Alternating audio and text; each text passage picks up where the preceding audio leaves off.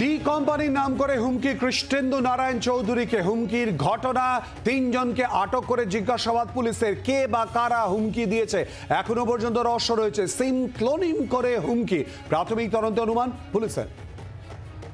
আরো জানবো এই নিয়ে কথা বলে সঙ্গে রয়েছে আমাদের প্রতিনিধি রণজয় সিংহ। রণজয়, ইতিমধ্যেই 3 জনকে গ্রেফতার করা হয়েছে, কি জানা যাচ্ছে জিজ্ঞাসাবাদের পর?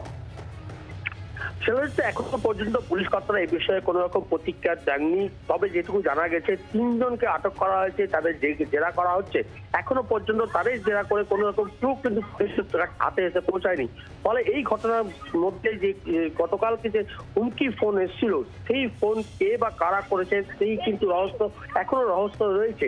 যদিও ডি কোম্পানির নাম করে হুমকি দেওয়া হয়েছিল এমনটা অভিযোগ করা হচ্ছে, এবং সেই অভিযোগের ভিত্তিতে পুলিশ যে তদন্ত করছে তাতে মনে করা হচ্ছে যে এই যে দুষ্কৃতিকারী দল, তারা যারা এই যে নাম্বার থেকে ফোন করেছিল সেই ফোনের যে সিমটিকে কোডিং করে সেটিকে হ্যাক করে এই ফোন করা হয়েছিল। এর পিছনে বড় সড় চক্র রয়েছে। মূলত এই জেলার কোনো দুষ্কৃতিকারী বা এই জেলার কোনো অপরাধী এই ঘটনার সঙ্গে যুক্ত নয়। এর সঙ্গে যুক্ত রয়েছেন বিহার বা ঝাড়খণ্ডের কোন দুষ্কৃতি টিম, এবং সেই টিমের খোঁজে ইতিমধ্যে ঝাড়খণ্ড এবং বিহার যে পুলিশ রয়েছে তাদের সঙ্গে যোগাযোগ করা হচ্ছে।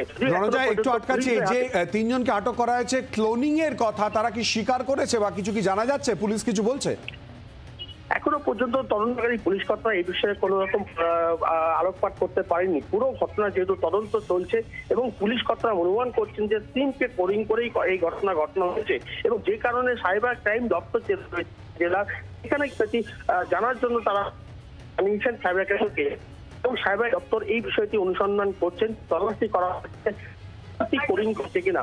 যদিও এখনো পর্যন্ত সাইবার ক্রাইম দপ্তর থেকে এই বিষয়টি স্পষ্ট করা হয়নি, কিন্তু পুরো বিষয় ঘিরে কিন্তু এখনো যে রহস্য রয়েছে সেই রহস্য কিন্তু এখনো অব্যাহত রয়েছে, এবং পুলিশ কর্তারা এই ঘটনার পেছনে যে কি মোটিভ বা কারা এই ঘটনার সঙ্গে যুক্ত রয়েছেন সেটা খোঁজার চেষ্টা করছে। পাশাপাশি যেটা দেখা যাচ্ছে, পাশাপাশি পুলিশ কর্তারা আরো চেষ্টা করছেন যে যখন দুলাল চন্দ্র সরকারকে নৃশংসভাবে প্রকাশ্য দিবালোকে ফোন পায়, তাকেও এই ধরনের SMS বা ফোনে এই ধরনের হুমকি দেওয়া হয়েছিল কিনা সেই বিষয়টা কিন্তু পুলিশ কর্তারা ইতিমধ্যে খোঁজ খবর শুরু করেছে। শিলাজিৎ, ধন্যবাদ রণজয়।